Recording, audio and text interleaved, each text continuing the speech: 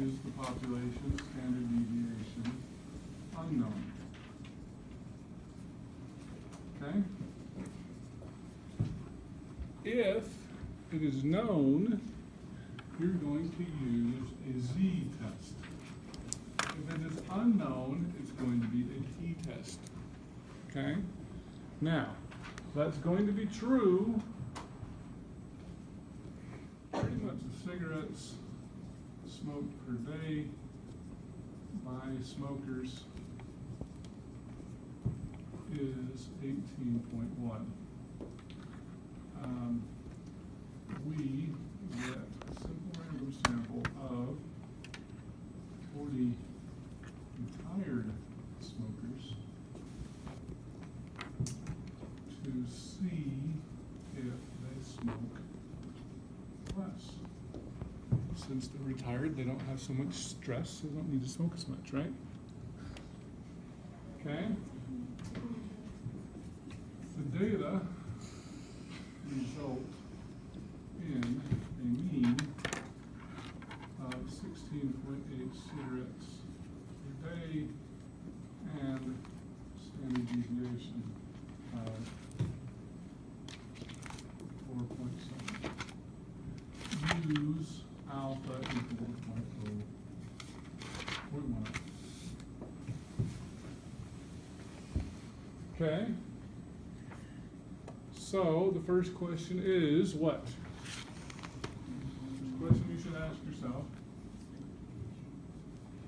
is this quantitative, categorical, or regression?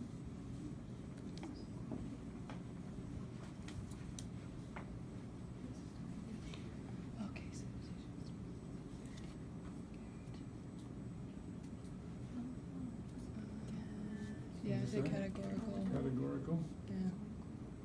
And the categories are? Either smoke less or more. Oh, she says quantitative. We got a difference of opinion. Should we vote? Who says categorical? 1, 2, 3, 4, 5, 6, 7. Who says quantitative? 1, 2, 3, 4, 5, 6, 7. Oh, it's a tie.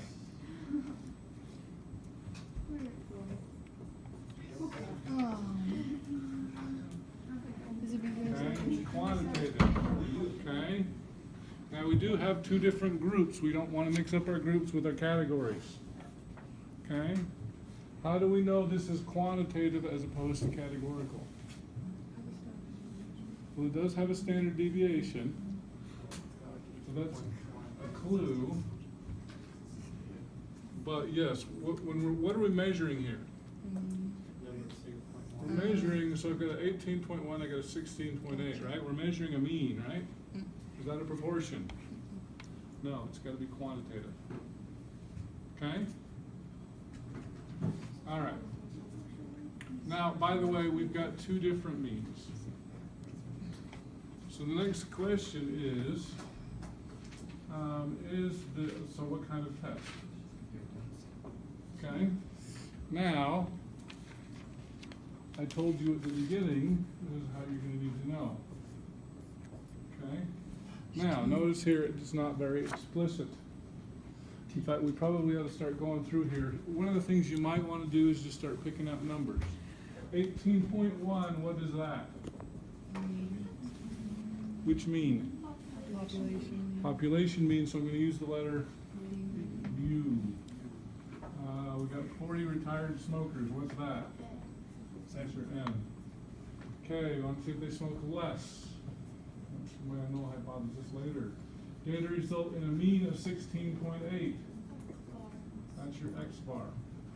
X bar is 16.8, and I've got a standard deviation of 4.7. What letter do I use for that? S. Why S?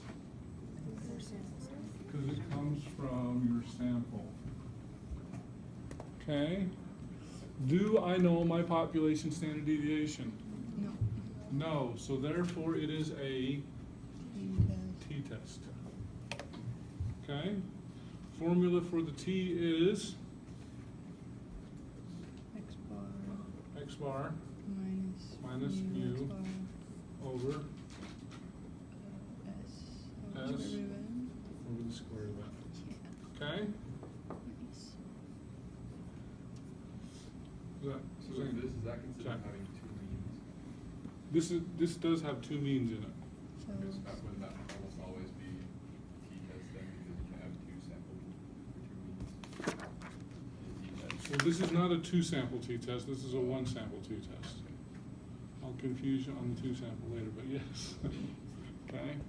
Now, since you asked the question, we are gonna cover a two sample t-test. Maybe tomorrow, I can't remember, or the next day, but very soon, okay? So a two sample t-test as opposed to a one sample, well, here, before we finish this part, let's go to the null hypothesis. What is your null hypothesis? What is your alternative hypothesis? mu equals 16.1. Mu equals what? 18.1. 18.1, okay. And mu is less than 18.1. Okay, so to go back to your question, okay. A one sample t-test, I'm comparing my one sample to my population. A two sample t-test, on the other hand, I don't know what my population is. I might be comparing men versus women, or Albertsons versus Smith, or something like that. Don't know what the population is, so I'll be comparing them directly. So that would be a two sample as opposed to a one sample. Gotcha. Okay? So that's that. Cooper, you had a question? So if they gave you the population standard deviation, we do a z-test? It would be a z-test So instead. they do have to give you both this They would have to give you standard both. deviation and sample. Right, right. Now, just as a reminder, if I have data, I can always figure out my sample standard deviation. I could, instead of giving you these nice summary statistics, I could just say, here's some raw data, figure it out. And then you could figure this out. And then you'd figure that out and you'd say, well, it's a T because you didn't tell me what the population was. I'm gonna always have to tell you the population, okay? All right, so let's go back to my step here. Whose turn is it? Who don't I pick on very often? I think it must be Ashley's turn. Bailey, how do we do that? I don't know. Oh, Ashley's over there. You guys can tag team, how's that? Bailey and Ashley, you guys tag team. What's the X bar? Here, I'll ask you, what's X bar?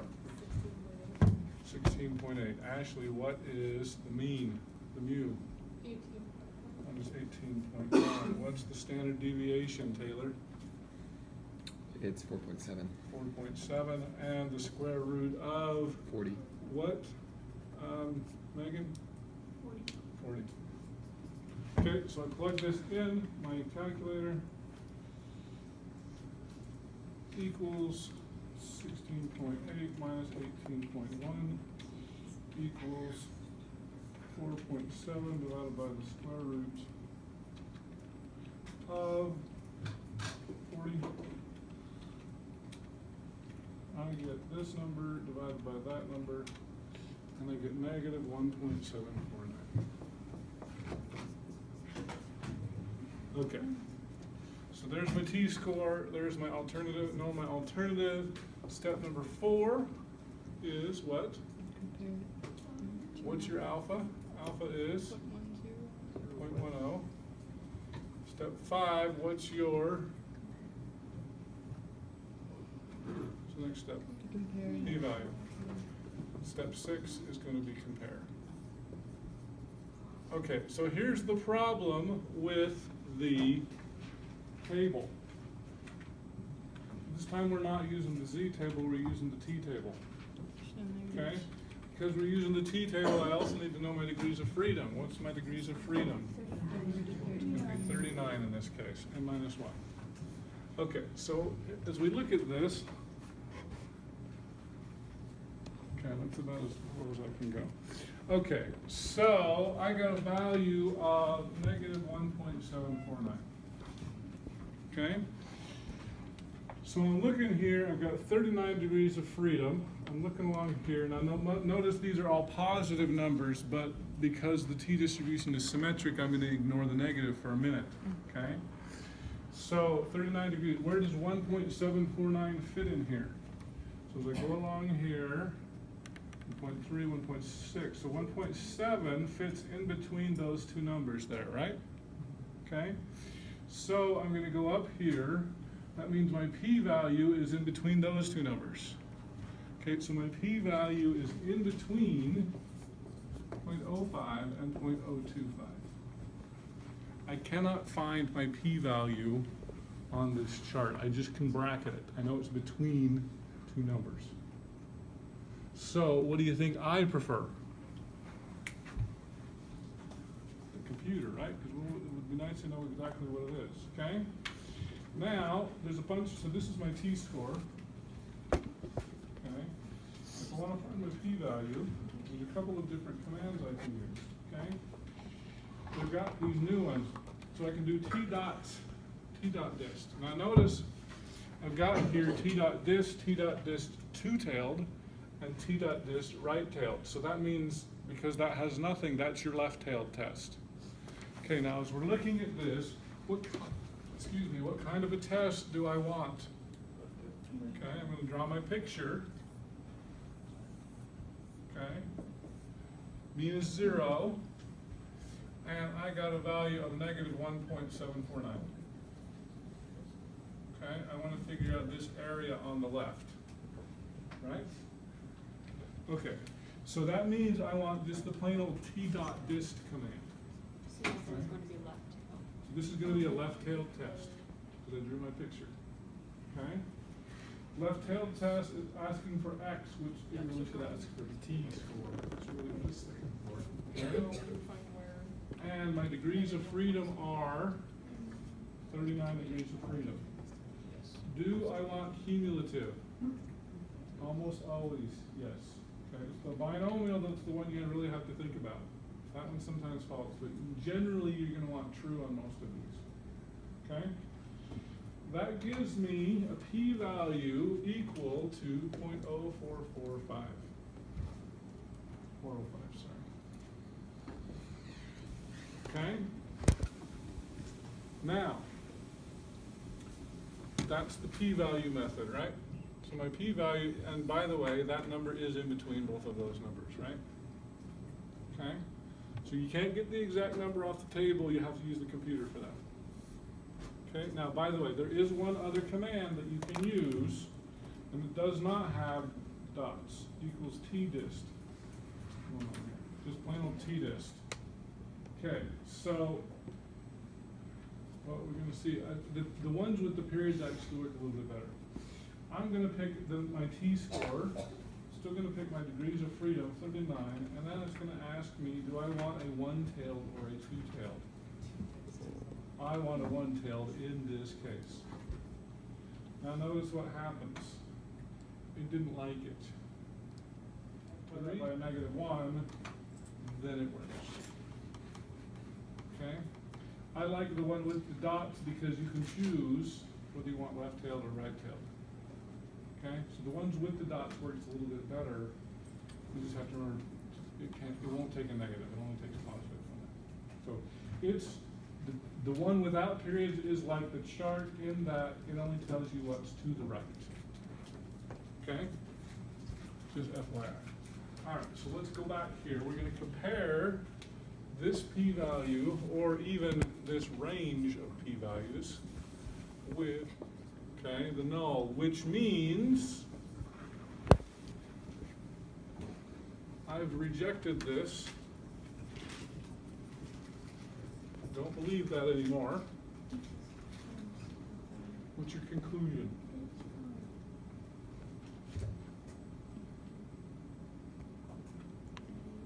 Part we hate to do, right? Did all the math right, we got to get the conclusion right. What's it asking? We want to see if retired smokers smoke less. So yes, they do. Do retired smokers smoke less? Yes. Yes, there is evidence that retired smokers smoke less. Must be because they don't have want the stress of the job anymore. They just want to be in the house. Or maybe they're not making any money and they can't afford cigarettes. Okay? Either way, it's a win-win, right? Less lung cancer. Okay? Now, let me change this problem just slightly. Okay? What if everything was the same, but here I told you the CDC says that the standard deviation for retired smokers is, say, 3.1 cigarettes per day. You do everything else. How does that change the problem? Okay. Now I've got a population standard deviation, and so it's no longer a t-score, it's a z-score. And this is no longer an S, it's a sigma. Okay? So I'm not using T anymore, I don't care about degrees of freedom anymore. Okay? Go through, this changes now to a 3.1, but I'm not going to do the math. I'm going to pretend that I get that answer. Obviously that answer is not correct now because I changed the problem. Let's pretend I got that answer. What would I do? Go to my Z chart now. I got the value 1.749, which is really close to 1.75. 0.75 right there, 0.401. Okay, so this is a little bit different. I got a value of 0.0401. Okay, when I compare it to my alpha, I still reject. Okay, obviously this number is wrong though. Okay, and I get the same conclusion. Yes, retired smokers smoke less. Okay. Do you feel confident that you can pick between Z and T? No. Okay. Who are you going to study with, Megan? You're going to study with Cassidy twins. Okay? Oh, man. Yes. The only thing is whether or not you give us the standard population. Okay, so what if I just gave you raw data? I said the data result in, and then I gave you 13, 15, 18, 21, 27, 23. Or you give us the sample. What if I gave you a bunch of data like that? You can find the sample, but you Okay. can't find the pop. So if I didn't give you this, you could still figure out your standard deviation from this, right? So you can always find your sample standard deviation. Okay? The question is, do I know the population? You may or may not know that. In our case, the first time we didn't know it. Okay? So that sounds like a good thing. I could just give you raw data on the test. Please. Because you just have equals STDEV and you get it anyway. It's not that hard. Okay? All right. Oh, did I mention the classical method? I didn't mention that. Let me mention this. Okay, so going back to here, if I want to do, because the book wants you to know the classical as well. Okay, so the classical method, I'm going to draw a picture here. I'm done with this pen after this class. Okay, classical method. Okay, going back to the t distribution. Okay? All right, I got an alpha equal to 0.10. If I'm using the classical method, I need my 0.10, which is this column here, right? I'm still at 39 degrees of freedom, so I'll go down here. 39 degrees of freedom. I got a value of 1.304. Now remember, this is symmetric, so I'm going to make that negative. Okay? So what that tells me, 1.304, that tells me what percent of the area is there, is to the left of that.